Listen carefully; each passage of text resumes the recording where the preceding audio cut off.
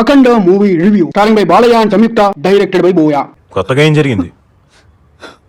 అనుకునేదే అయింది. సినిమా మొత్తం no logic, only Boya magic. ఇక ప్లాట్ ఏంటంటే ఇండియన్ నాశనం చేయడానికి చైనా ఓడు కుంభమేళను ఎంచుకుంటాడు. కుంభమేళలో ఒక వైరస్ తో అటాక్ చేస్తాడు, సేమ్ కరోనా వైరస్ లాంటిది. ఇక వ్యాక్సిన్ ఎవరు కనిపెట్టారు? చైనా వాళ్ళు ఇండియాని ఎందుకు అటాక్ చేయాలనుకున్నారు? దీంట్లో చిన్న బాలయ్య పెద్ద బాలయ్య ఎలా ఇన్వాల్వ్ అయ్యారు? ఇది మీరు టికెట్ కొనుక్కొని థియేటర్ లో చూడండి. ఇది ఒక typical Balayya Boyapati mark movie. ఇక సీన్ ఎట్లుందంటే ఇట్ వాస్ గుడ్. ఇదొక హఠాత్ పరిణామం. No coming to the positive, ఈ సినిమాకు major highlight Balayya. No doubt, definitely Balayya one man show అని చెప్పు. బోయపాటి మ్యాజిక్ చాలా సీన్స్ లో వర్క్ అయింది. కొన్ని సీన్స్ చూస్తా ఉంటే గూస్ పింపుల్స్ వస్తాయి మనకు. ప్రీవియస్ బాలయ్య బోయా మూవీకి సినిమా మొత్తం ఎక్స్ట్రీమ్ లెవెల్ ఉంటుంది. Every scene every factor over the top వెళ్ళారు. అది కూడా అక్కడక్కడ మనకు వర్క్ అవుతుంది. ఇక సినిమాలో కొన్ని ఫైట్ సీన్స్ ఉన్నాయి, అసలు నా లైఫ్ లో అలాంటి కొట్టుడే చూడలేదు. ఫస్ట్ హాఫ్ మొత్తం సెటప్ కే వాడుకోరు. ఇక సినిమా మెయిన్ హైలైట్ ఇంటర్వెల్ అని చెప్పొచ్చు. ఇంటర్వెల్ నుంచి సీన్ ఊపందుకుంటుంది. ఇక సెకండ్ హాఫ్ ఉంది fantastic, super, mind blowing, unbelievable. First half లో కొన్ని సెటప్ పోర్షన్స్ వర్క్ అయినాయి. సినిమాటోగ్రఫీ కూడా బాగుంది. బాలయ్య ఆ స్క్రీన్ ప్రెసెన్స్, డైలాగ్ డెలివరీతో ఇర్రగా తీసిదొబ్బిండు.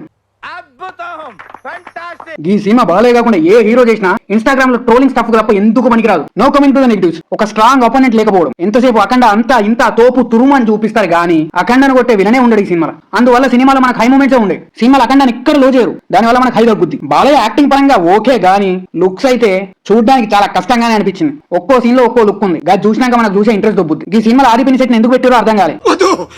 నాకే బతకదు, నన్ను వెనకాలంటాను, ఫుల్ సపోర్ట్ ఇస్తాను. వస్తాడు కొట్టించుకుంటాడు తప్ప ఏం లేదు డొల్లా. ఇక ఈ సినిమాలో చిన్న బాలయ్య ఎందుకు పెట్టిరో, ఆ సంయుక్త మీనన్ ఎందుకు పెట్టిరో, మధ్యలో ఆ జాజికాయ జామకాయ సాంగ్ ఎందుకు పెట్టిరో గానీ బోయాకే తెలవాలి ఇదంతా.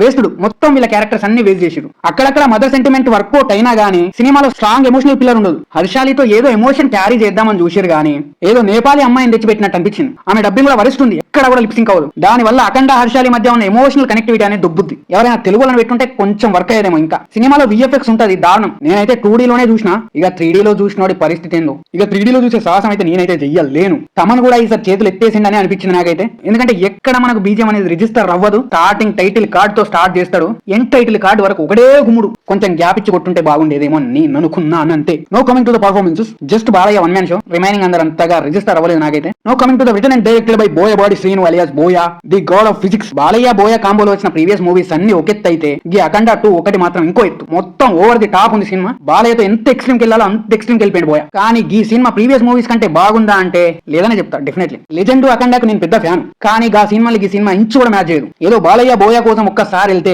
ఎంటర్టైన్ అవ్వచ్చు అంతే. ఇట్ వాస్ గుడ్ మొత్తం మీద.